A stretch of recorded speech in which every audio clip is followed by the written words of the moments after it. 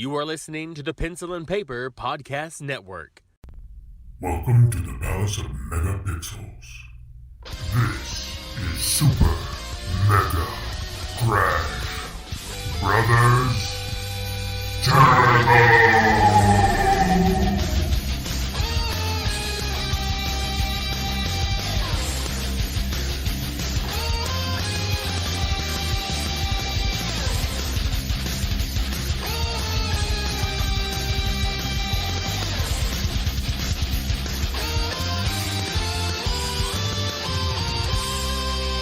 Hello, everyone, and welcome to Super Mega Crash Brothers Turbo. I'm your host, Stephen White. With me, as always, is my co-host, Lacey Finley. Oh, happy Monday! And Daylight Savings Time. Hopefully everyone got on track with that it ended, and you're on time. If you It blew do past me a little. if you do that sort of thing, because we know not everyone in the areas. Not everyone has to. Yeah, which is weird. Why? I feel like we should all be on the same page. I feel like we hear it every year now where people are like, can we just stop this horrible practice now? Like, we invented the light bulb. Can we move on? But some states are doing it. Yeah. And then some states just keep on keeping on, I guess. I feel like the Midwest might be the last one to want to get it. Well, that's not true. I think parts of Indiana doesn't observe. Whatever. But we all should just get over it. Yeah. And stop. I mean, the one thing about it when it ends is it does feel like winter has truly begun since 5 o'clock rolls around and it's dark. And it just feels so, there's the daylight, it's gone. But and when I used to have to work nights, it was miserable driving to work when it was already dark. Yeah. Like, it just already set you in that tone, like, it's already too late. Mm-hmm. And I guess the flip side is it had been dark in the mornings here recently when I got up for work. So now it won't be, at least I have some sunlight. Yeah. I guess that's a positive. Feel a little bit more ready to take the day with some sun in your face. I don't know. Yeah, no, this past week, I don't know what it is. I think it's because it's gotten colder and I'm trying to, make sure that everyone's bundled up, so we've got extra blankets and whatever to stay warm at night. And I think I'm just getting too cozy. Like, I'm getting into this hibernation phase. That's kind of what it feels like, yeah. I don't want to get out of bed. Like, there's at least 2 mornings I've woken up late. One, it was like super late, where it's like, there's no way I'm getting to work on time, so to hell with it. Yeah, damn. And I don't know, it was just, I'm cozy. I just want to sleep. Yeah, I can feel that because now it's been getting like the 40s during the day, so it's like, yeah. Of course, I have no reason to. I need a life. So I've got a few things I want to talk about. One thing is separate from the others. The other things are all kind of quasi-related in a way. But the first thing I want to talk about, because I felt like this made me feel so good, and you may have seen it on Twitter, but if you didn't, I'm going to share it with you because it made me feel like something that I have done on the show has made a difference. Okay? Because when we talk about this, nonsensical stuff, whether it be TV or just whatever's going on in our lives or whatever movies we're watching, it's like, we're just having fun, whatever. We play catch up at the beginning, yeah. But I've done something, and then that one thing has spread out into the world, and it seemed to have done something positive for somebody, and it makes me feel good. I'm glad for them, just all the same. So I'm glad that I even brought it up for them. But last week, you remember I talked about Loca, which is that the cheese. It's all vegan. There's no dairy, no nothing. It's all cheese. It's not cheese, but it tastes like cheese, and it's amazing. And that's all we need. So I'm gonna read you a tweet from our good friend Troidel. Oh, yes. Okay. It reads, my told she can't eat dairy for medical reasons wife, after trying Loca Foods cheese dip based on Pencil Paper Production, Steven's recommendation on the Super Mega Crash Brothers Turbo podcast. There was a picture. And I don't know if you can see it, but she's weeping. Like, so happy? Yes. Steven, good job. And he says, I can only imagine how great she feels now. Like, I can have cheese. Yeah. And he says, I think she likes it. And she responded, also, literally couldn't stop crying. Haven't had cheese in at least 6 months. Hashtag happy tears. I'm just glad that this has gotten to someone who is in a worse position than I am. I mean, I could eat cheese, but I know what it's going to feel like afterwards. You just pay for it later. Yeah, so it's just like, I'll deal with it. But to know that there's someone out there who can't, literally can't, and then because it was brought up, discovered, and then now she's found this product she can have and have that cheese again. Yeah. I'm just, oh my gosh. I'm so happy. Our nonsense at the beginning would actually like turn into something. I know. I'm so happy. That's great. That I'm so glad that he listened to it. He took the recommendation and did. And this speaks to him all the same. Troidal's an absolute gem of a man. To do lovely gentleman, yes. Yeah, to do that for his wife, he heard that and he's like, you know what? I'm going to do that for her because I'm hearing this. Well, I would hope he'd love her enough. Oh yeah, to like want to buy her cheese. This right here is true love. You know, is true love. He wanted to do something magnificent for his wife. He heard this and he was like, you know what? I'm going to do that for her. Orders the box and then presents it to her, and then the reaction. And from what I could tell, an amazing company too, because they took the time to even like thank you for mentioning it, you know? So then you could feel good that you're helping like what I would imagine is kind of a smaller business. They are, yeah. And one of the things that I had mentioned is I really hope that it winds up in store shelves. Like it's not just limited to having to order it online, which again, I understand for a lot of small businesses, is how they have to operate. They probably don't have like a brick and mortar location maybe. Right. But one of the last reviews, I've done 2 reviews for them. The first one was on Instagram, just to you know, I wanted to share because I thought this is an amazing product and I want to tell people about it.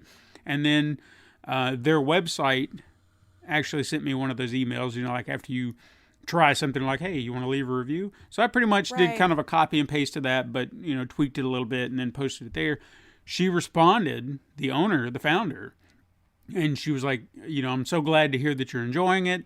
Did want to let you know that we are aiming for spring of next year to hopefully have it in stores nationwide. So. Oh, good. Yeah. Fingers crossed, then. So hopefully you can all try it. Because you know what, I might even just pester them for a sponsorship. You know, because I mean, look what we've done. We've already sold one.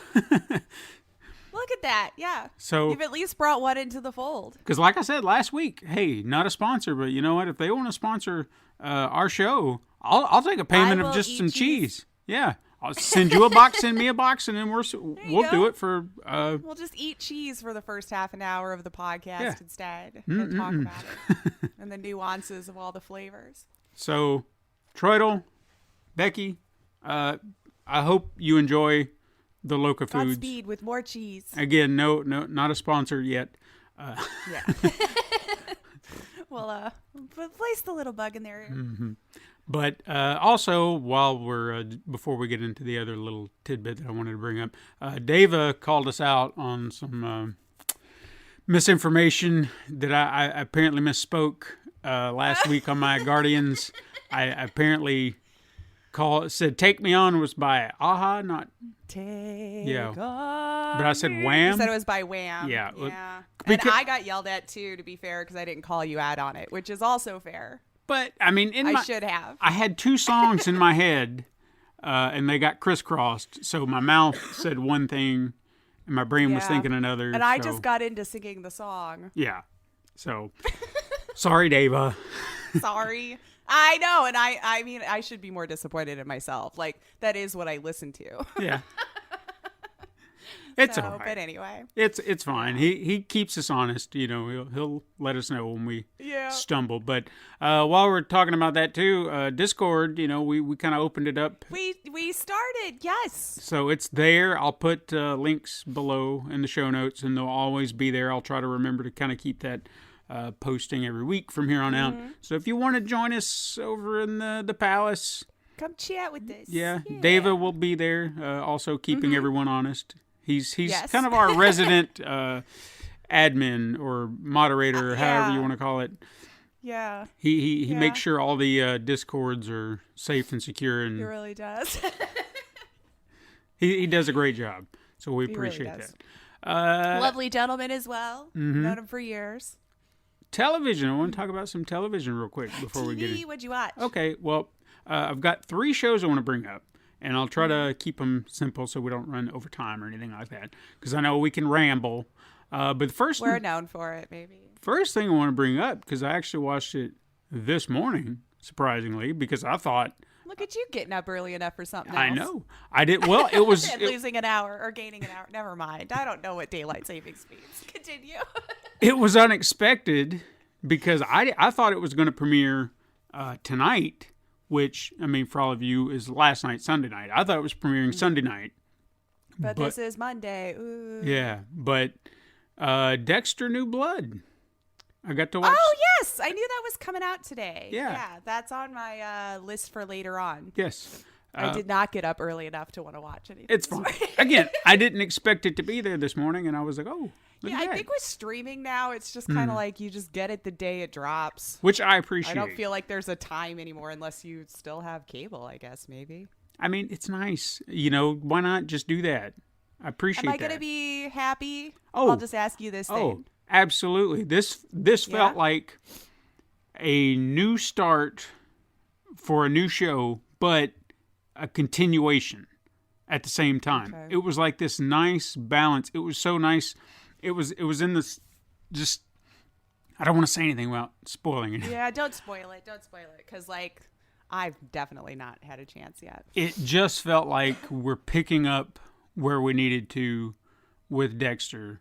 Like you've been wondering where he's been, what's going on, and it just felt like a comfortable pair of shoes. I've been wondering. I was in the camp that was very upset with how it ended. Oh yeah, and this is season 4. I kind of like block it in my head that there was not 3 other seasons that happened. I mean, to what degree they all attach beyond. I mean, obviously it's still a continuation because there are threads that they pick up on. We just had to wait for the boy to grow up, eh? That's what it looks like in the trailers, anyway.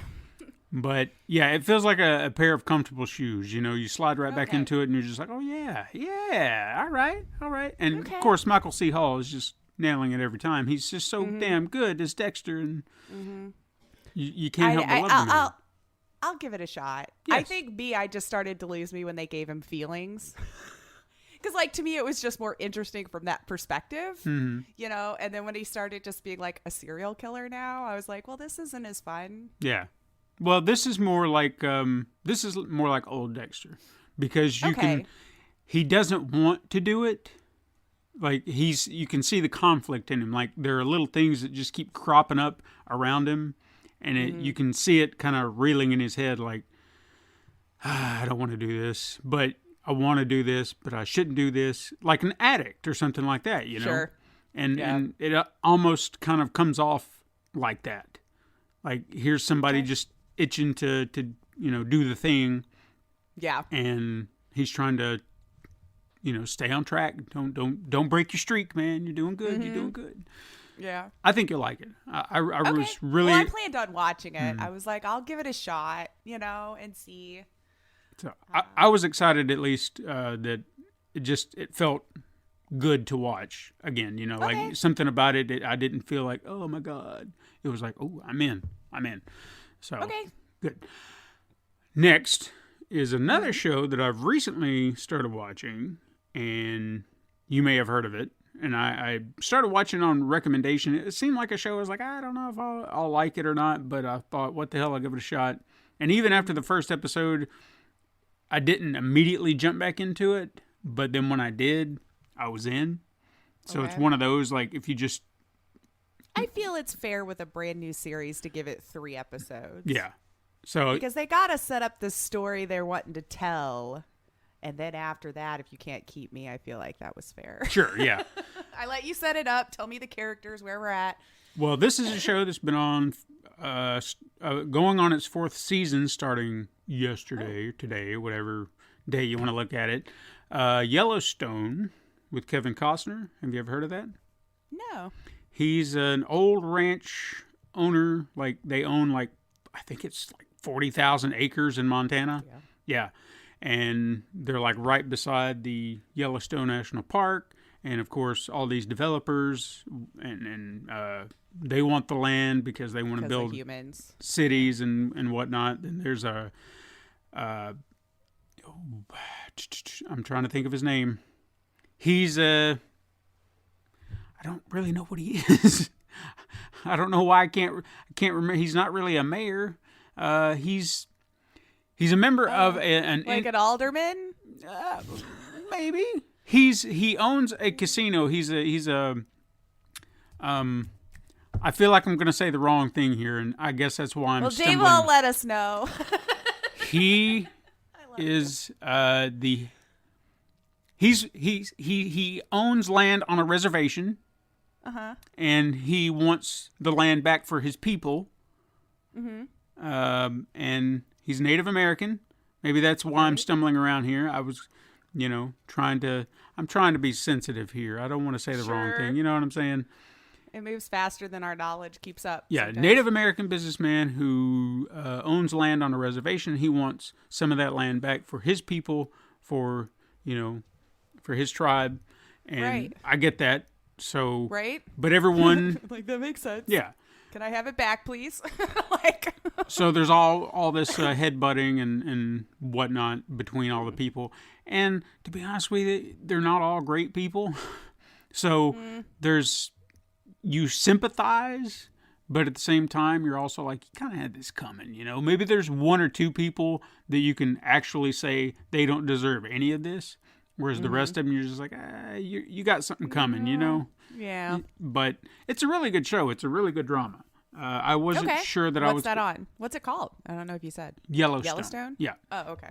So it airs on the Paramount Network.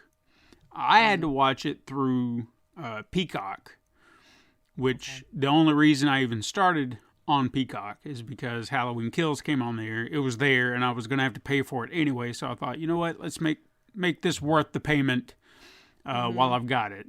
And if season 4 winds up somewhere else other than Peacock, then I can get rid of Peacock because I don't want to have to pay for yet another damn service. You know what I mean? Yeah, that's why I didn't. I figured because you mentioned Halloween, I was like, I'll just wait because I'm sure it's going to come on another service at some point. I don't want to get myself set up on something else and forget about it and just pay monthly. Well, I looked at it like this. It was a movie that I wanted to watch.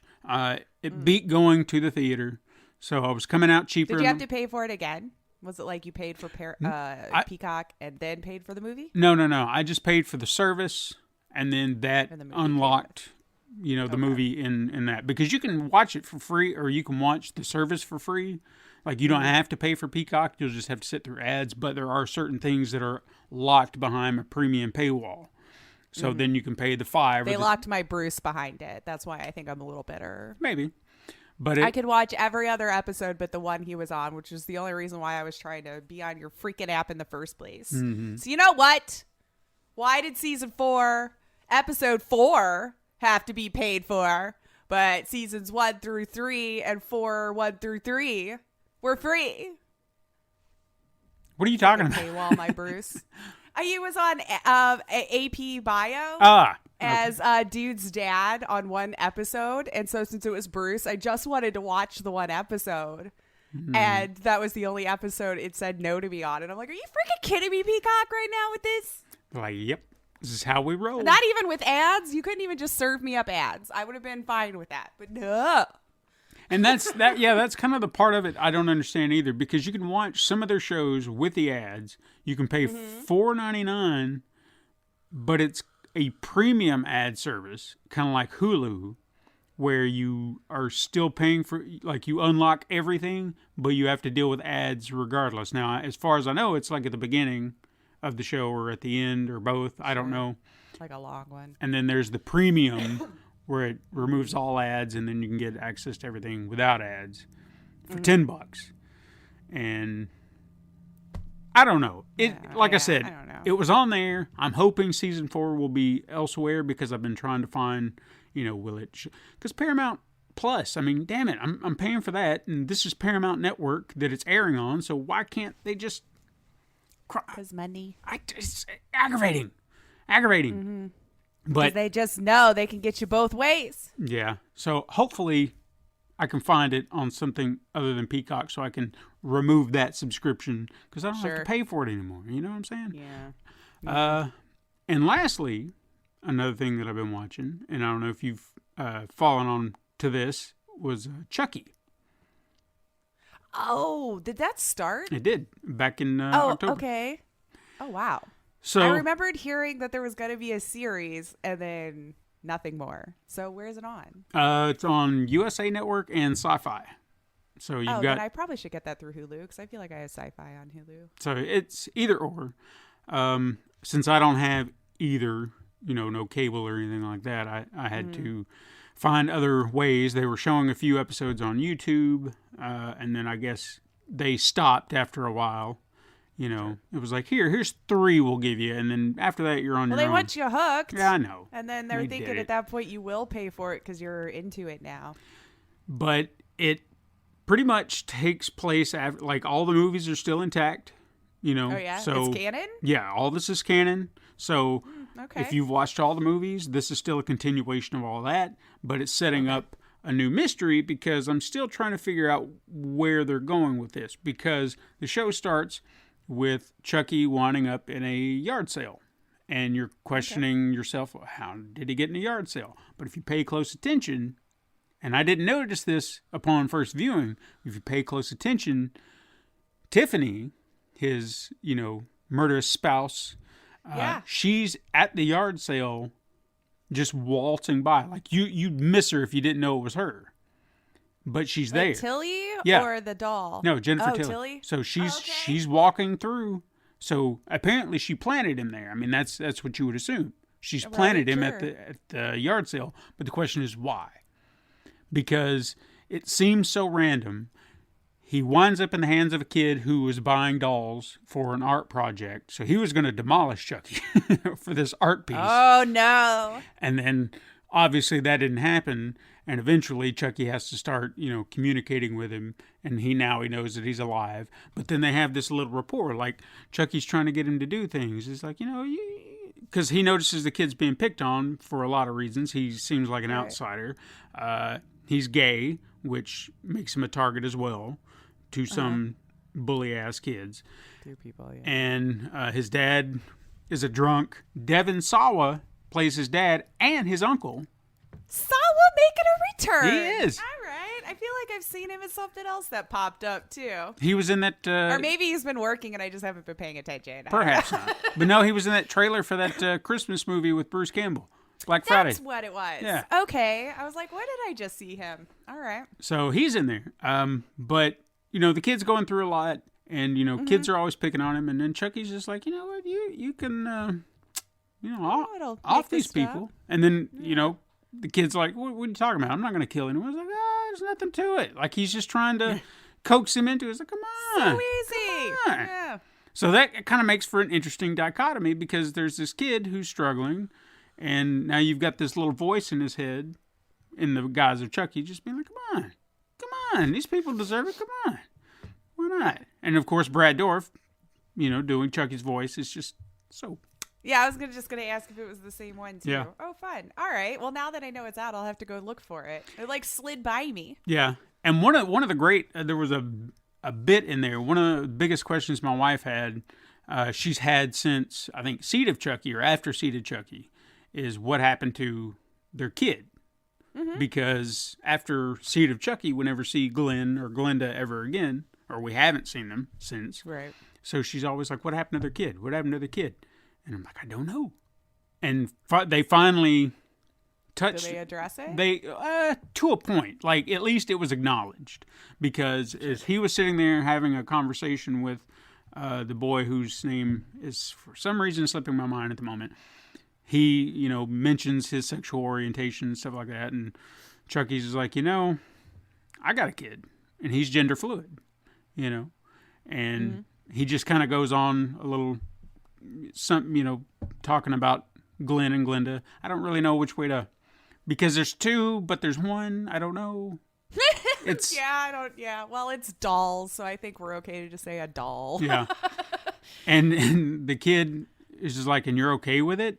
And he's like, please, kid, I'm not a monster. Oh, and I was please. Like, sly. But anyway, yeah, that was it's a really good show if you like Chucky. It's a nice continuation. Let's check it out. I would definitely honestly, recommend just out of morbid curiosity, I was like, a series? All right. Like, let's see how they make this a series. And so far, it's been pretty interesting. All right. So, what you been playing? Oh my gosh. I got like so back all up in Red Dead Redemption 2, man. Mm-hmm. It's been a struggle because I only have it on the PlayStation. Yeah. And the Hubs likes the PlayStation. He does. So when I play it myself there for a while, it's sad. Just the end of the couch. Did they the big long ass couch. It's super long, but you can just see him down there just like Did they ran him out of the house yesterday. Did you know? Like, I'll just go work. I'm like, okay, then fine. So I have all these other things. No, I'm just joking, but it was like that is what it felt like. Did they do any kind of improvements for the PlayStation 5 or is it still it's just like exactly the same. Okay. And honestly, now it's like you can almost, now that I have the 4K and with the PlayStation or whatever, I don't know, my brain could be blocked too because I played it when it was new. So that was like 3 years ago.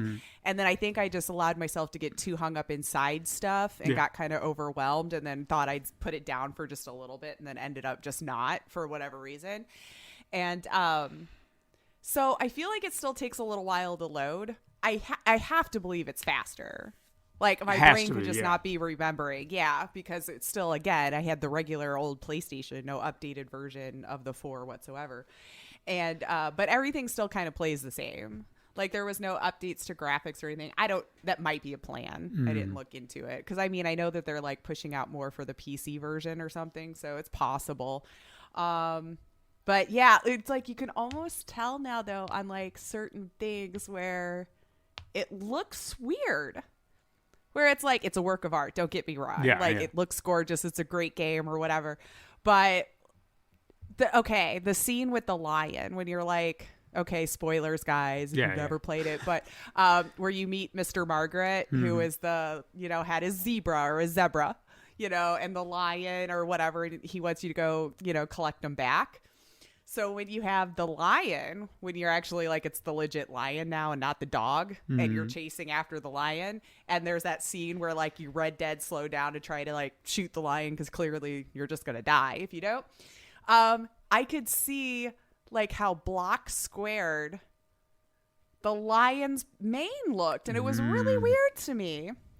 So maybe I didn't notice before because I had a Garbo TV and an old PlayStation at that time, but it's the only one there I was like, that just stood out against everything else. But still a great game. I'm like all up in it and like, unfortunately, wasting entire days. Yeah. Just like sucked into it. I just want to role play. Like, this is so weird that I have fun doing my chores at the camp and listening to all the hubbub going on around me. Like, Mrs. Grimshaw is always fighting with Karen. They're always fighting. It's like every time I come home, it's like they're just at each other's throats. It's just so well done. And just the random encounters when people walk up to you like, I have talked to you, Arthur, and we have these conversations. It's just, I'm back in it. Okay. I'm back in it. I want to say I've now gotten myself, because I had to start over. I'm sure I could have uploaded my save from PlayStation 4. I just didn't. I was like, I'm probably going to have to start over anyway because I'm not going to remember where I was or what was going on because it's been almost 3 years. But I think I'm about to where I was before. Okay. I want to say, what was it? I just finished. Dang it. I know it was like a series of quests with Dutch. We moved to our new camp. Okay. Mm-hmm. And I can't even remember the last one I wrapped up last night, but I got Micah back, and I wanted to yell at Micah about not putting any money in the funds because we just talked about this. Yeah. It won't let me yell at him for it. I wanted to. I'd be like, I checked the ledger, and I'm like, And then I asked Strauss, I was like, have you seen Micah put anything in there? And he's like, no. And I'm like, cool. Then I clearly should be able to yell at him if I'm asking this question. No, I'm just like, what's up, Micah? You know, like, Morton or whatever. And I'm like, really yell at him. Yeah. Give him he what deserves for. to give us money too. And Sean, by the way. Sean, why is your name not in there? We've had this conversation too. Just not Deadbeats, I tell you. A whole lot of you them. run with outlaws, I guess I should expect some dishonesty. But, and I played Beholder 2 a little bit earlier in the week, so I'm slowly getting myself through that one as well in the between times. Okay. And did go back and finish Beholder, the first one. On a second one, I can't get my family to live. I don't know that it's possible. I'm hearing reports on the Googles that it is, but I don't believe them. I've tried so hard to earn enough money to save both of my children, and it's impossible. Well. Like, time just keeps on ticking, man. And I'm like, I don't know what else I could do. I'm bribing all of my tenants. I'm planting stuff in there. Like, I just went all out. I'm like, how can I make the most amount of money before my kid gets sick? I could save one or the other, man. It's not both. Yeah. And then my wife got trampled. Well. So I ended up by myself by the end of the game anyway. I'm like, how do I do this? So I have no idea how to save my family. So I just I rage uninstalled Beholder, the first one. I was like, it's impossible. I'm just going to play the second one. I'm done with you. They're all dead. But that was it. How about you this week? Well, I finished Guardians of the Galaxy. Oh, yes. And it was still solid. I don't have any complaints. I did. You remember last week during the review I said there were game-breaking bugs and I didn't encounter any? Yeah, well, I encountered them. You were a liar? Well, they eventually came in there to where my console at least did that, game stopped. It was like, we encountered a problem. At least two times that I can remember, and I was like, son of a bitch. Right after I said I didn't... Just got done bragging about you, man. Yeah, and then I encountered this shit. So, but it wasn't major, to the point where it was just like, I can't do this anymore. It was restart it back up, boom, I'm back. Game was still solid. There was a great Easter egg for a deep cut person like myself. Yeah. Okay. Spoilers for anybody who doesn't want to know. 3, 2, 1. The character that you encounter in Chapter 2, her name is Nikki. She is a central part of the story. And I recognized the name, and I was pretty sure it was her, but it didn't look like her. But there was a Guardian early on, like in the early days before Quill and Rocket and Gamora. Like, one thing I've mentioned, or I may have mentioned last week, the Guardians team that we see now, this is not the original Guardians of the Galaxy. Like that, they are not, like, not one member of this team is the original Guardians. And I would love to see an introduction of the original Guardians in future installments. I think that would be fun. Yeah. So, Nikki is one of the original Guardians. Well, I don't know if she's one of the earliest members. Maybe not one of the original, but she's within that early stage of the team.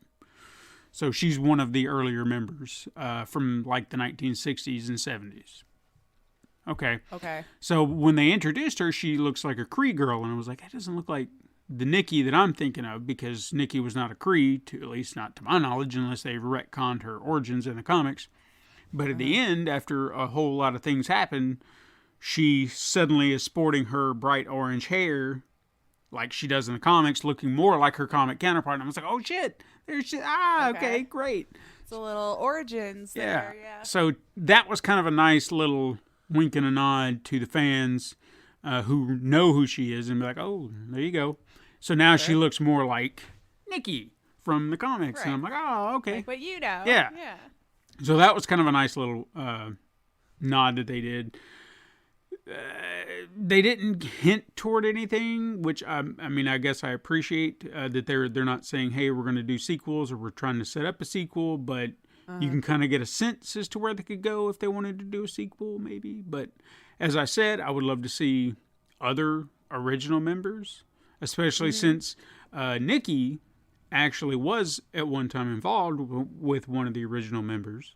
So, so you've got your segue. Yeah, I think it would be neat, and I think it would be great for them to do something that the MCU maybe isn't doing, and introduce at least a smaller audience, because I wouldn't say that the video game audience is necessarily a wide audience, but they could introduce these characters. Plenty of new people. Yeah, they could introduce these characters into the zeitgeist and be like, hey, for you gamers, here's some other characters from these comics that you may know. You might not know them from the movies, but hey, here they are, and you can kind of get familiar with them in some way, which I think would be kind of neat. And introduce a new story to a lot of people. Yeah, exactly. But who knows? They might do some of those things in future movies. I don't know. We'll see. I'm not going to hold my breath. Then I went back to Metroid Dread, and I thought I was going to be. I started getting angry again. But it hit the button. But I did beat it.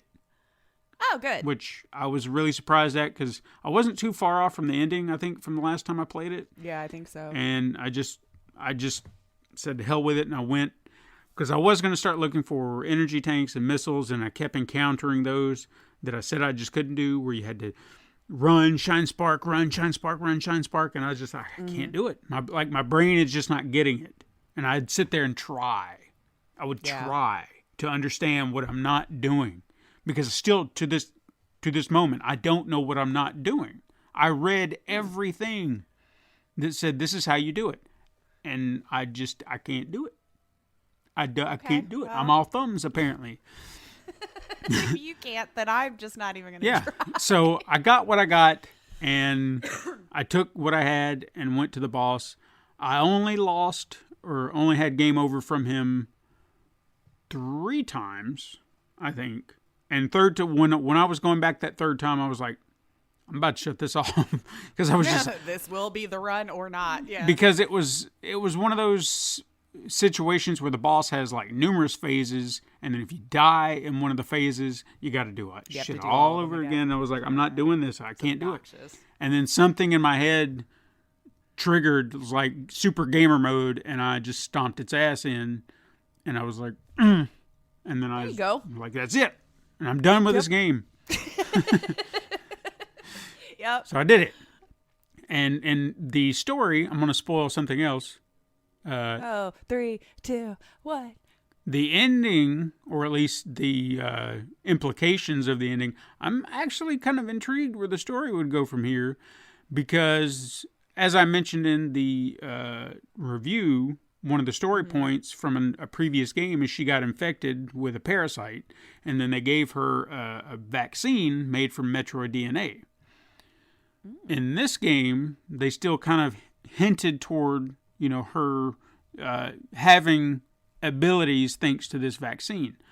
Well, apparently something happened, and the DNA has now fully fused with her own DNA, so she is now technically classified as a Metroid, which means she is a threat to the Galactic Federation.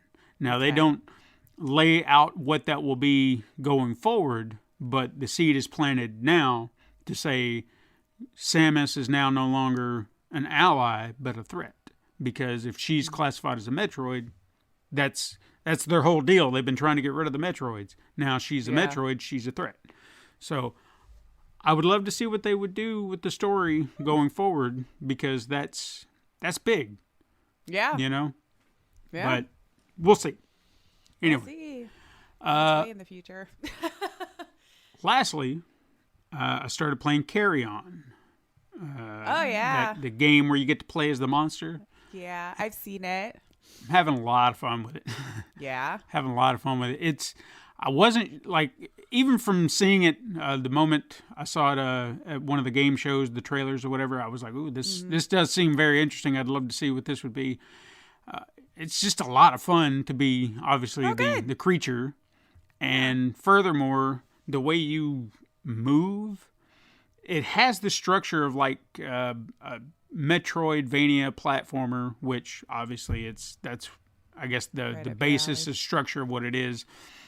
But since you're not playing like a Simon Belmont or Samus Aran. In those situations, you're just this big blob with tentacles.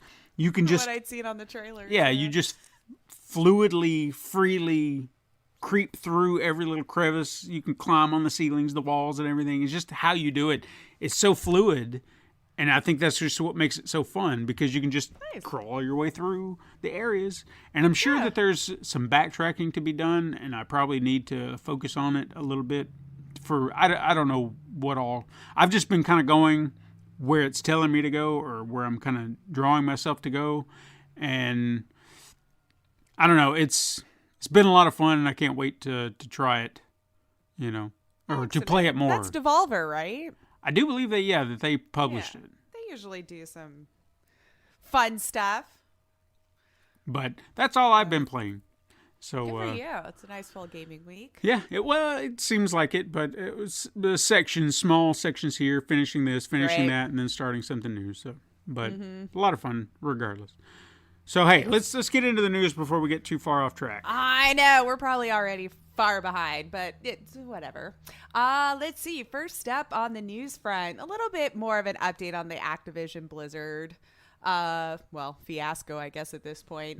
It seems that only 3 months after taking the role as co-lead of Blizzard, Jen O'Neill is now stepping down from her position, leaving Mike Ibarra the sole lead of the studio, effective immediately.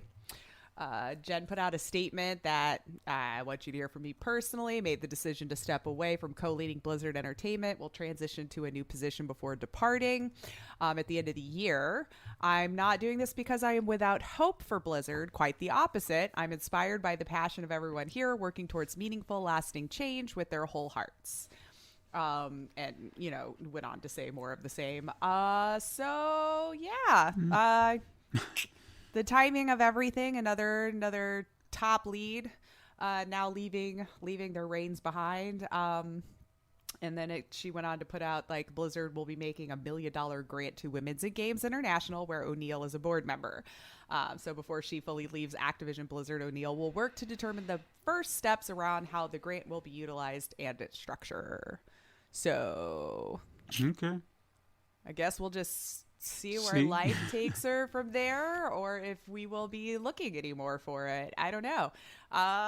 Lots of regime changes. Mm-hmm. I mean, she can say what she wants. She can say what she wants as to her reasons, but I'd be jumping off that. Sus. Yeah, I would be jumping off that sinking ship too. Yeah. Well, now we're down to just the one lead for the moment. Yeah. We'll see if any other shifting happens, hirings happens, how we'd like to check in on those LinkedIn profiles and get all of our rumors from there. So we'll see what comes of that. I think we're all just kind of waiting to see what comes of the whole kit and caboodle. This is kind of, so FIFA, this game, this name that people want. Or not, who cares anymore, right? A few weeks ago, we had talked about how FIFA and EA were having, let's say, difficulties coming to an agreement on how much just the name FIFA should cost. And this, of course, was discussed after they were wanting $1 billion for a 4-year license for just the name. And EA was like, well, we've already got the licenses for the likeness of the players and everything else. Do we really need the name FIFA at this point? So it was reported that when we were looking over all of this investor talk, 2K's boss, Strauss Zelnick, had put out some feelers, being one of the ones who was thinking of snagging that name up. I wonder if they're getting charged $1 billion or not. I don't know. I'm like, are you paying the $1 billion, or is FIFA giving you a break? It seemed like he mostly kind of danced around the yes or no answer, though, in the interview, of course. But wanted to make it clear that 2K wants to be the company to make the next FIFA game. Okay. So never would say, yes, we did. No, we didn't. But yeah, we want it. So whatever that means to you. I am sure, without truly knowing whether EA and FIFA will make the split, is probably contributing to not being able to say one way or the other, or getting a more forthcoming answer. But maybe we'll see 2K ponying up $1 billion to have the name. But this was what would be funny to me. Whose players you gonna have if EA owns them? Yeah. I had to think about that. I was like, but if EA has the people, maybe, and you get the name, who's going to be playing in your game? Maybe they could license out the characters from Ted Lasso, and then now we have a game. Now we have a game. We can call it FIFA. No, but you could call it. What is their name? The name of the matches they do. I don't remember. Us Americans and our soccer, I tell you, we don't know. AFC soccer ball play famous. In UK. There you go. In the UK. In the UK. There we go. But no, I like your idea better. So I guess maybe we might be seeing a FIFA game with no FIFA people from 2K, and then all the FIFA people on EA Sports. Yeah. Or whatever. Because why should life make sense anymore, right? Let's see. Now, this story caught my eye. Twitch, we found out a little bit more through that leak that happened in October that didn't seem people were really focusing on because we were all enamored with how much the creators were making. Oh, yeah. But during that data breach that Twitch experienced last month in October, most people, like I said, were drawn to the money of the creators. But it did end up being news for streamers in Turkey. Because according to the Middle East Eye report, the leak exposed how a number of streamers in Turkey were pulling in crazy large numbers of bits, but didn't have a lot of followers to make it make sense. So if you are unfamiliar, bits is a currency on the streaming platform Twitch that can be used to donate to a streamer. You basically buy the currency from Twitch at a fee, and then you, the viewer, can donate it to the streamer, which in my opinion really only works well for Twitch because partners and affiliates, to my understanding, earn about like 0.01 cent per bit. So you buying bits are going to pay $7 for 500 bits, but you're basically paying $7 for $5 if this, okay? But anyway, it's just another avenue to make money off of your stream. Yeah. But apparently, thieves were using stolen credit cards to purchase huge amounts of bits to streamers who would then refund the bulk of the donations into different accounts, keeping about 20 to 30% for themselves, basically laundering money through Twitch. Apparently, this circulated among some Turkish streamers who were approached about, you know, the taking part. So it seemed like this unknown was like, hey, would you like to take part? We'll be giving you a bunch of money. And some were willing to go along. Some defend themselves by saying they were told the viewers would earn the bits by watching ads, supposedly on their channel, and share a portion of those bits with them, the creator, which is an option. You can watch ads for bits in some regions. I don't think it's everywhere. So not like every country can. Sure. Unless they've changed that since I've been streaming. But when a streamer realized that the bits were coming from anonymous, not like a name or anything, a lot of them wanted to back out at that point. But it was too late, and they were in it. This was big enough that a Turkish politician, whose name I won't even attempt, it has so many things above all the letters and all this stuff. So I'm very sorry to this person. I'm sure it's a lovely name. But let's just call him the VP of the Republican People's Party because I can say those words. Gotcha. But this person actually called the country's Financial Crimes Investigation Board to conduct the investigation. So it's not clear how much money was actually cycled through the scheme. But according to the Turkish site Haberler, more than 2,400 Turkish streamers participated in some form or fashion with the scam, so which saw nearly $9.9 million laundered. Wow. As of this writing, I couldn't find Twitch's response. Could have come out, but when I was looking this morning, I didn't see anything, but they just were kind of declining to comment on the specific numbers in a statement, saying only that it has taken action against the streamers in Turkey for the abuse of its systems, although it did not offer details on what will be happening, like AKA a punishment moving forward. So, wow. Yeah. Wow. What? And we're all like, ooh, look, Ninja makes millions of dollars, which we already knew. And then this, interesting. I don't know what's going to happen with that moving forward. That's like kind of makes sense though.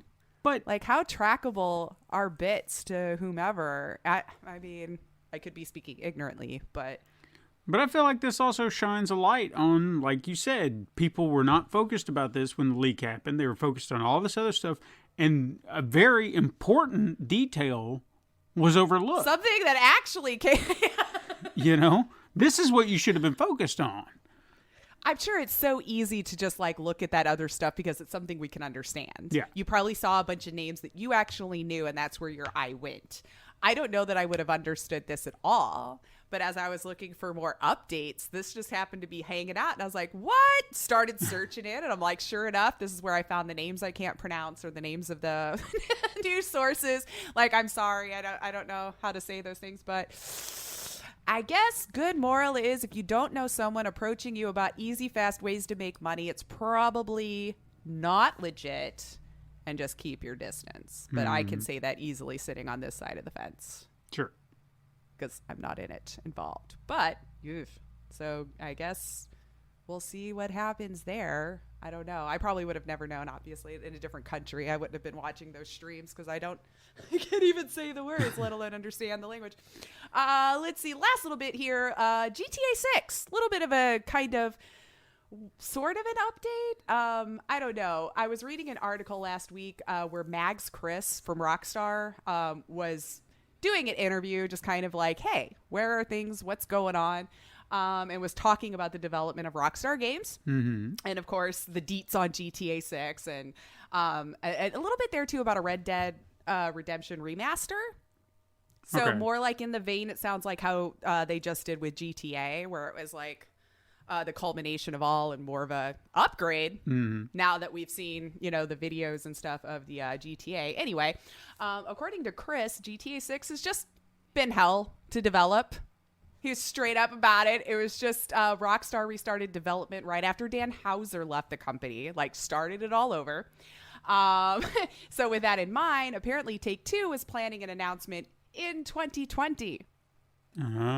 So, like, it actually should have legitimately, I guess, been close to coming out here very soon. Chris also said that Rockstar changed the story and other game elements too many times since 2019. So as it sits, GTA 6 has been the most chaotic game to develop over at their team, the way it's sounding. So for everyone, he's like, what's going on with it? They don't know either. Yeah. Is what it sounds like. They don't know what's happening with it either.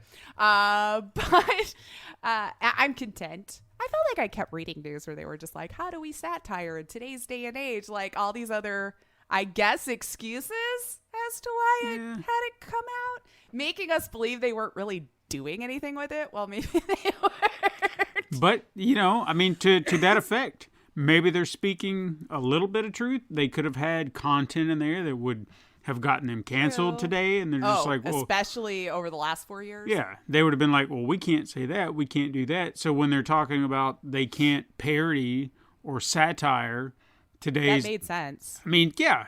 So they really did, because the world we were living in was so bizarre already. It's like, how can you make that seem weird in a game? Mm-hmm. Because it could totally be what's happening. Sure. Right now. But he did go on to say that Red Dead Redemption Remaster is coming, although to what platforms we're not really sure yet. Although I would imagine it would have to be for the ones that we're already currently on. Sure. But I don't know. I assume with it being so far off, we could expect this gen, I guess. Am I allowed to call it this gen now? Sure. PS5 and Xbox S and X. This gen and probably PC, since we know it's out on PC now. Mm-hmm. So this remaster, like I said earlier, would be similar to the GTA Trilogy Definitive Edition. So it won't be just a mere resolution increase. It'll like be new graphical features and all that, which would be cool. But I'm sure they'll charge me for it again. And I really do have a beef with buying a game twice. Yeah. Skyrim. Mm-hmm. Looking at you. Every year for 10 years now. Yeah, that was like the big news. I didn't find anything like huge that happened, but I have, which is probably good for today's pod. Since we chatted so much. Yeah. But I do have a couple of quick hits. Okay. More quick hits. It seemed like a quick hit week. Like, lots of stuff happened. Nothing that deep. Activision Blizzard threw out some delays I kind of want to be snarky and be like, I wonder why. But regardless, Overwatch 2 and Diablo 4 have been delayed till 2023. Okay. That's like a huge push, I feel like, for a game I thought was supposed to be close. I don't know. Obviously, they've had more important things to attend to, so that could be a reason why this has been such a large push. I mean, there has been leadership changes and the like, so if you were looking forward to those two, you got a bit. Yeah. 2023. Marvel's Midnight Suns was also delayed. I don't know if you saw that. Yeah. If I may. Oh, please. Please. I don't know if we talked about this when it was announced. I'm just not looking forward to this game. It's got that feel like this could have been something good, and then I started to see the characters they put in there. That already kind of turned me away because you got a whole roster of dark characters you're not utilizing, and you have to put in. Everybody knows Iron Man. Everybody knows Captain America. We got to throw them in there. And it's like, yeah, but they don't fit. Wolverine fits. They don't. And then the combat style seemed bizarre, like card based or some nonsense. Yeah, and see, that might have been where it was more like intriguing to me, because for some reason sometimes those combat styles will intrigue me, where I'm like, ooh, it's more about strategy and math. And let's see. Yeah, and but I can understand why people wouldn't like that, though. It's not exciting. I don't have a beef with it, but for that type of game, it seems odd. So yeah, well, maybe they heard you. And they're going to fix all that. I don't know. Well, or add the characters. I don't know that the combat system will get an overhaul. Well, it's now coming out the second half of 2022. And their reasons just seem to be, hey, it's not ready. Okay. We want to take more time. So that's what they were saying. But again, another reason why I point out, maybe don't talk about a game until you're very, very certain of a time frame. Like Guardians of the Galaxy. We didn't hear shit about that until it came, was 6 months out? Yeah, that's a good window, I feel. Yeah. That's a good window. I mean, granted, you can announce it whenever you want, but if we get a bite and then you keep taking it back, that's how you get people rolling into your DMs and being angry. Should they be? No. I'm just saying that's how it happens. But we should just chill, and we shouldn't treat it like it's such a huge deal either. Netflix rolled out, slowly, the start of their gaming service. Kind of snuck by me. It's launched on mobile, and right now offering up about 5 games to play. Obviously, the Netflix one, Stranger Things 3, not Stranger 3, the game, and Stranger Things 1984. It looks like a basketball game. Look like shooting hoops or something like that. Card Blast, and one called Teeter Up. So I imagine kind of like a Zumba or a Candy Crush, or, one of those. Maybe. But they look to scratch that casual gaming itch. Okay. So if you're more of like a very casual gamer, check it out. You might if you have Netflix. If you got Netflix. Yeah. For the mobile. So very slow rollout. So you have to have an account? I believe it's like with like your Netflix subscription already. Huh. Okay. Because that's what I keep reading. They keep saying it's not going to charge you extra or anything, but you have to have a subscription to Netflix, which makes sense. So I don't know that that'll stay that way. I don't know. I don't know the math business behind things, like how long you're willing to take a loss on something for the future in the black or whatever. It just seems like you'd have to charge more. Yeah. So I feel like Netflix is just so weird how they make money in the first place. Bandai Namco is closing its store as we know it. Anyway, on December 3rd. Okay. But they are assuring they're just transitioning into a new Bandai Namco store experience. Okay. Just have a cart. I think we'll be good. But they went on to say that this closure also means if you are part of this now, their Premier Rewards program will also be coming to an end. The points you have right now will expire also on December 3rd. So they, of course, want you to use them up now or before they expire. Points will not be able to be redeemed on the new storefront. So if you have these, use these before December 3rd. Or it sounds like it's just going to be money lost into the ether. And any credits or codes that you may have, also suggest using those before the 3rd. So we'll see what this improvement will be after the 3rd, I guess. Okay. Just wanted to let you know if you've got those points and stuff. If there's a sibling out there that's got them, go use them up so you don't lose the money on it or whatever. Mm-hmm. Oh, everyone should be happy. Marvel's Avengers broke down and gave you what you wanted. They gave the gamers what they wanted. I'm sure we remember how there was that outrage at them putting in those paid XP boosters and the like in their game, causing gamers to be like, hey, that's pay to win. That was debatable in my mind. But the dev team has agreed to walk it back. They will be moving what was called the Heroes Catalysts and Fragment Extractors for purchase, and instead can just be earned in the game. But if you have it already, you could still use it. They're not taking it away from you. And they went on to say they hope this could be the first step in rebuilding the player base's confidence in them as a team. So I hope it does for you, for those who love the game and are into it. But you win. Yeah. You got it. Yeah.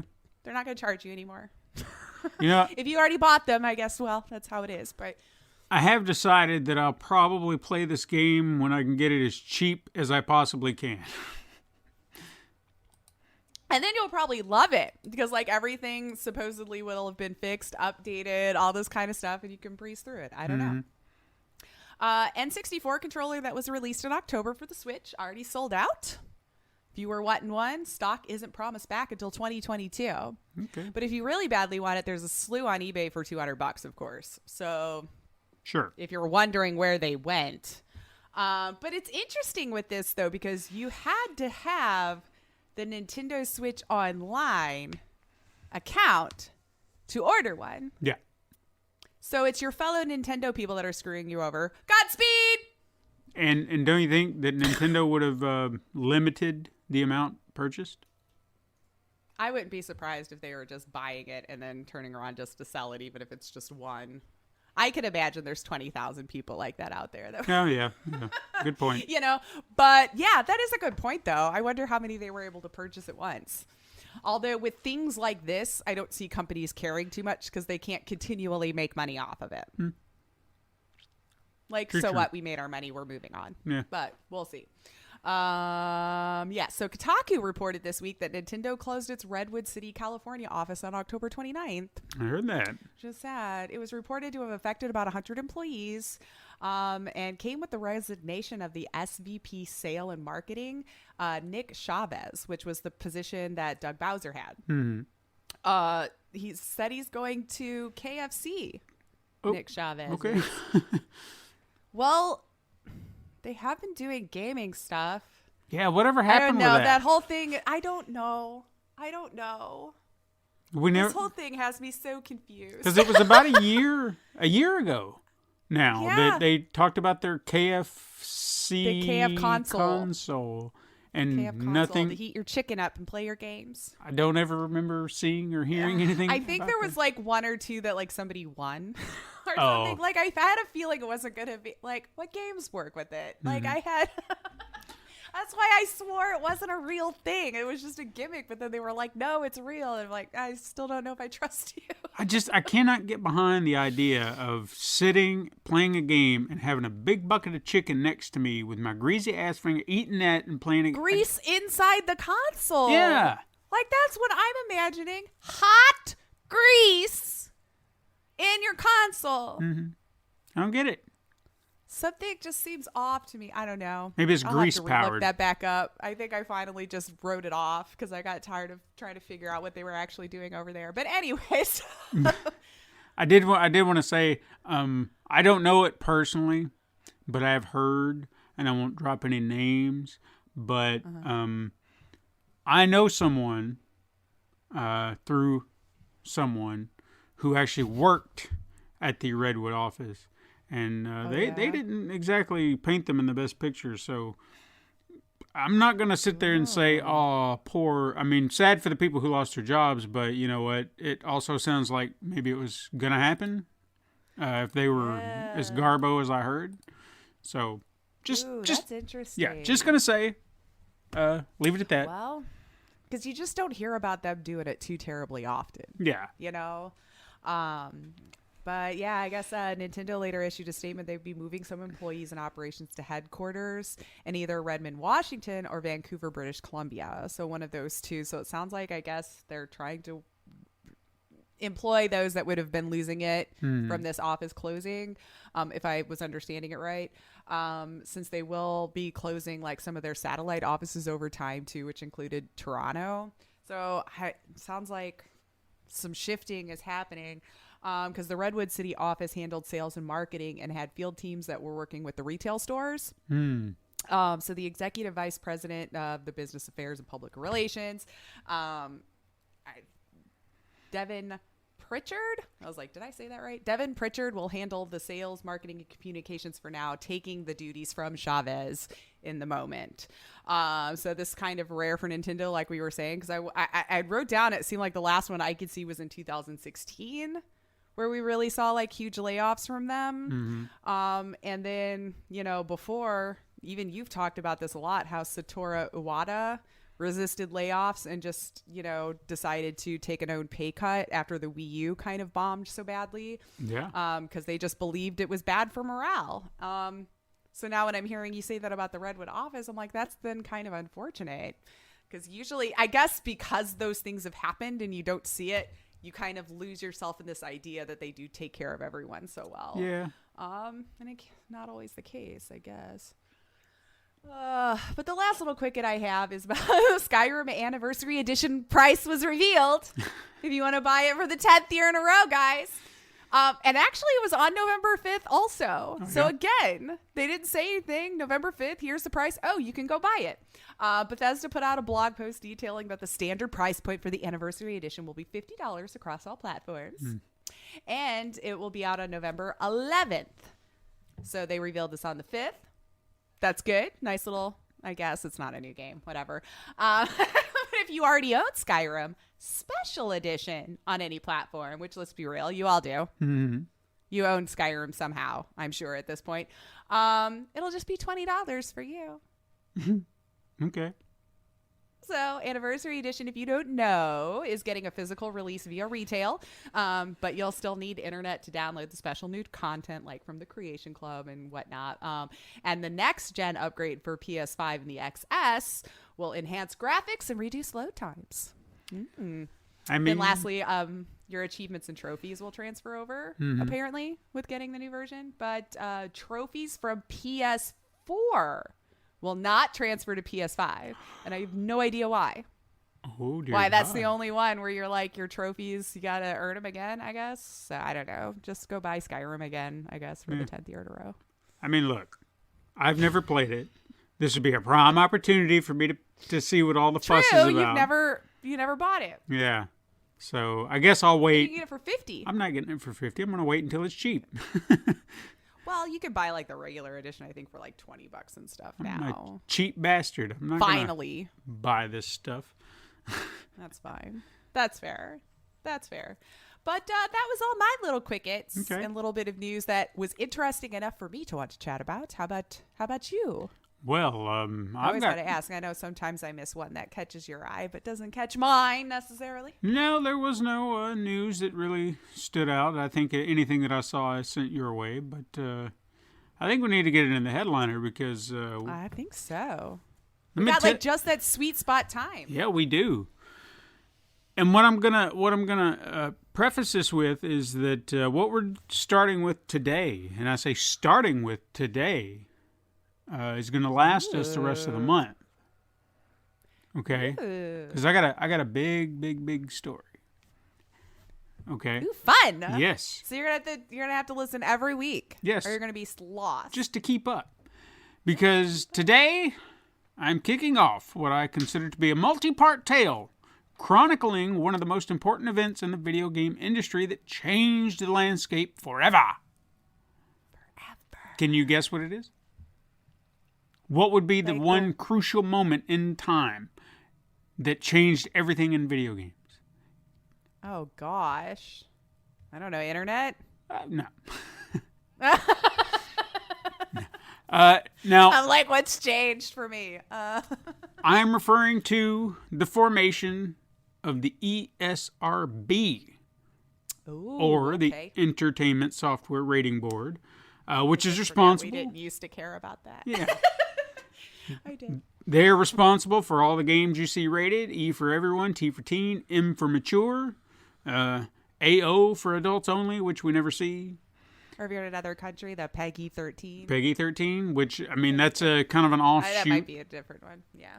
Yeah, that's more like an EA or EU Their version. offshoot. Yeah, it's still in the same vein. Now, whether this rating system was made for good or for ill is up for you to decide based on what I'm going to present to you. Now, most of you out there might be saying to yourself, oh yeah, I kind of remember that happened because Mortal Kombat.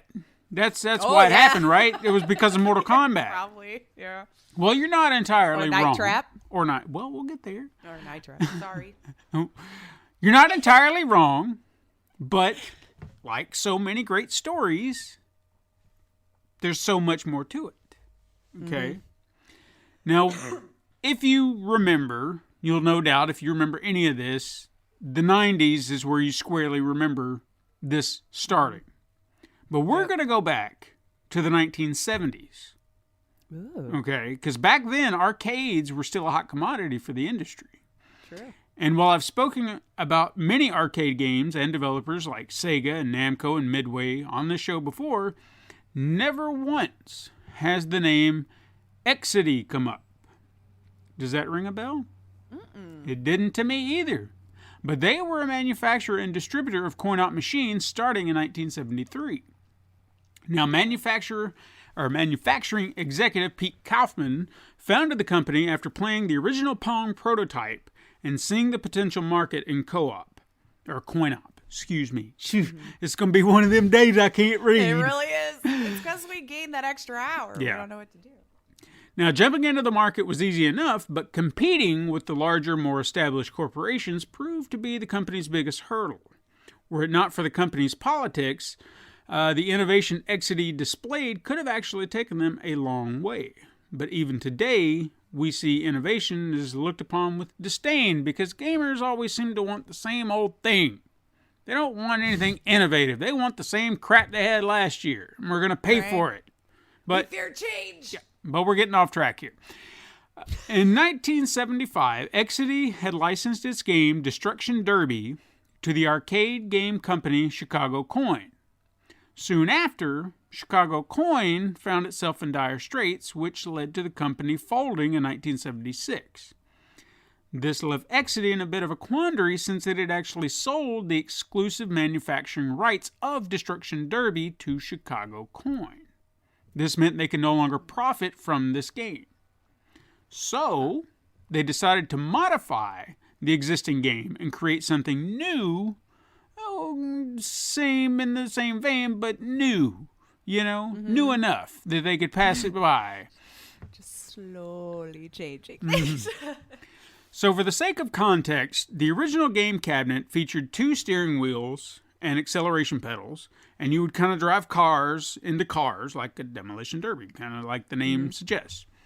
The modified version changed the opposing cars into little stick figures that Exidy referred to as gremlins.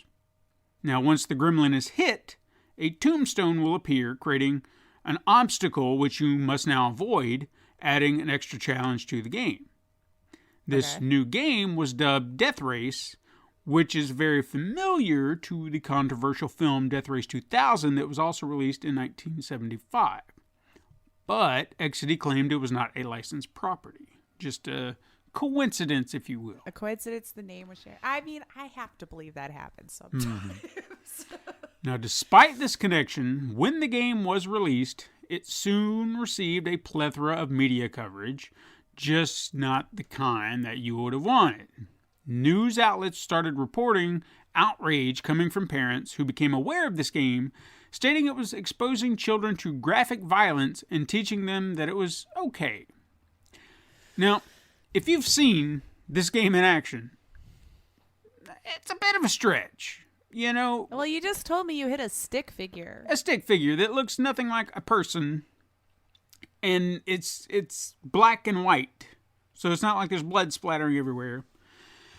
While the gremlins in the game could be argued not to be living creatures, this is probably what got them riled up, because when you hit them, they expel a horrific scream while being run over. This is probably how the game kind of drew attention to its violent aspects. Mom's just walking by one day and keeps hearing like, like, what are you doing? So even with all the negative press, Pete Kaufman stood firm and supported the game, even when those arcade owners who chose to keep the machines on the floor were starting to get a little, like, should we be doing this? Is this going to be my problem soon? Yeah. While the negative press could easily run off potential customers, controversy always breeds curiosity. And Death Race profited from it. I was agreeing with you vigorously You did. and ran into the microphone. Sorry. But because of that, Death Race profited. Now, not all video game manufacturers saw it this way. Atari spoke out against violence in video games, taking a firm stance on it. Considering they were leading the way in the home console market, appeasing lawmakers that could restrict their business was an ideal stance for them. However, making public statements seemed to be about as far as they went, seeing as how in 1982 their console ironically became the platform to distribute unlicensed pornographic games like Beat 'em and Eat 'em and the more disturbing Custer's Revenge, the latter of which features violence, racism, and rape. Fun games for the whole family.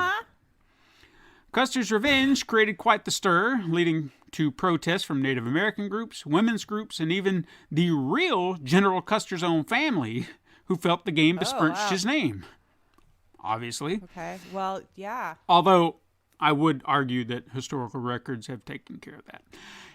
Anyway, Atari went so far as to file a lawsuit claiming that the game's existence on their platform was created a wrongful association in the public's eye.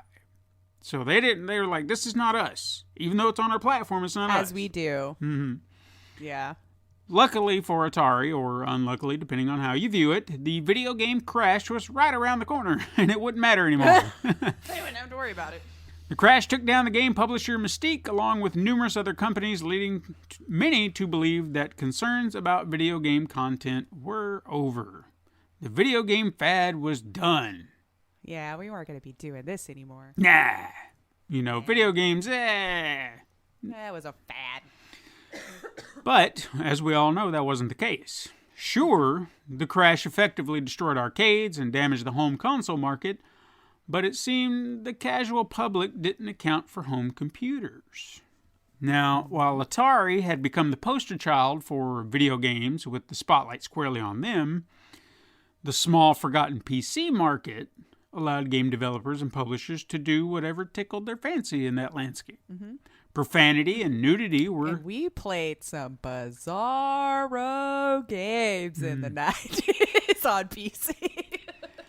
Profanity and nudity were in abundance in the PC world, so much so that some developers who tried something less risque would eventually follow suit when their initial game flopped, which is kind of sad. Tells you what we wanted. This became a safe haven for developers to make the games they wanted. But, as I mentioned, this was a very small, unnoticed space, meaning there wasn't really a huge profit being made here. Eventually, the home console market made a comeback thanks to Nintendo. Nintendo was aware of the scrutiny video games were starting to receive before the crash. They also observed the companies before them to see what went wrong. With this information, Nintendo held full control over games published on their console and how many could be published in any given year. They viewed it as quality control, while others viewed it as censorship, as these guidelines would cause numerous story elements or graphical assets to be changed or removed. But Nintendo could stand firm as a family-friendly brand that parents could trust for their children, free of controversy. So you didn't have to worry about violence and blood or religion or nudity. You don't have to watch your kids anymore. We did it for you, Mom and Dad. You're welcome. Mm-hmm. There was some controversy, They thrive on it. Atari resented Nintendo for their success. And they did everything they could to take them down. And if you want to... If you can't have it, or if I can't have it... How dare you take over what we had started? Right. In fact, if you want a great detail, I'll point you back to episode 57 of this very podcast to the Tengen story, where Atari did some horrible shit, just trying to get their games on their console just to make a buck. Right? You know? I do. Illegal stuff, mind you. Yeah. And while Atari struggled to remain relevant, another company stepped into the arena looking to shake things up again. And if it wasn't obvious, that company was Wisdom Tree. No, I'm kidding. It was Sega. It was Sega. So when Sega dropped their 16-bit Genesis console, it was far superior to the 8-bit NES. But Nintendo had trusted quality and brand loyalty behind them, which helped them along in the first few years. However, Sega was opening doors that Nintendo had locked. Enticing game developers, publishers to do new and wondrous options. Plus, 16 bits. Their 8 bits were 16. Got 8 more bits, yo. Yeah. Nintendo eventually did release the Super Nintendo to combat one failing. But what about Sega's marketing? In the hip, edgy days of the 90s, Sega knew who it was marketing to, and they leaned into it hard. You may have grown up playing Mario, but you're not a kid anymore. Stop playing kids' games. Play with us. You remember? Sega does what Nintendo don't. They got them. I do seem to remember their commercials being crazy. Yeah. For Sega, like, Sega! Like, why are you screaming at me? Stop! Get PTSD with people like, stop screaming at me! No, Sega, no. This marketing campaign worked wonders for Sega and brought the system numerous exclusives to the platform. Nintendo was attempting to recover with a slight edge in system hardware and a solid slate of games, but the console war had begun. Little did they know, one singular game was waiting around the corner not only to change one company's ethics, but the entirety of the video game landscape. To be continued. Rude! I wanted to know if I was right in my head. Yeah, well, you're just going to have to wait until next week. I am. You guys, I don't get inside either. I'm made to wait as well. And that's the fun of it. Because then you're getting excited. You don't know what to expect. And then I don't. Everybody's just kind of all sitting on pins and needles. I was in my story zone. I was ready, man. Rude. Well, next week, part 2 of our tale that led us to the ESRB. I'll keep it in my head which one I think it is. Okay. And then see if I'm right next week. Excellent. Well, thank you. Oh, you're welcome. And trying to keep these, manageable was difficult because I had to figure out where the cutoff point needed to be for these stories. Because I could probably go on for, but then we wouldn't have stuff for next week or the week after. True. And we tend to go on long enough, and you all are very, very lovely. I mean, sticking along with the ride. The last 2 shows have been over 2 hours, so you're welcome. They were. Yes. Look at us right now. Like, kind of cutting it short. Yeah. I promise we start the day with a plan. We do. But that's our show. Woo. But that's our show. You can hit us up sometime on Twitter at SuperMegaCrash or send an email to supermegacrash@gmail.com. You can find us on Instagram to view the weekly icon art Steven puts his time and love into. And you can also support the show by liking and leaving reviews on your preferred platform and even going to patreon.com/pencil and paper productions. How's Bunny doing? Doing good. Doing good. Excellent. You can tell your friends to find us on the Pencil and Paper Podcast Network or search Super Mega Crash Brothers Turbo wherever you listen to your favorite podcasts, and even going to youtube.com/Pencil and Paper Productions. We also have a website you can go check. pencilpaperproductions.com. And then you could do /Super Mega Crash if you want to just go straight to the pod or stick around. Yeah, go look at it. Check out some other great stuff. Everything. There's so much to look at. You got there really is shows, you got podcasts, you got art. Yeah. Everything. If you're bored and you're like content, Woo! Got you covered for a few days right there. Mm-hmm. But thank you so much for listening. I'm Lacey Finley. And I'm Stephen White. And you can join us again next time, Super Mega Crash siblings. But until then, game on.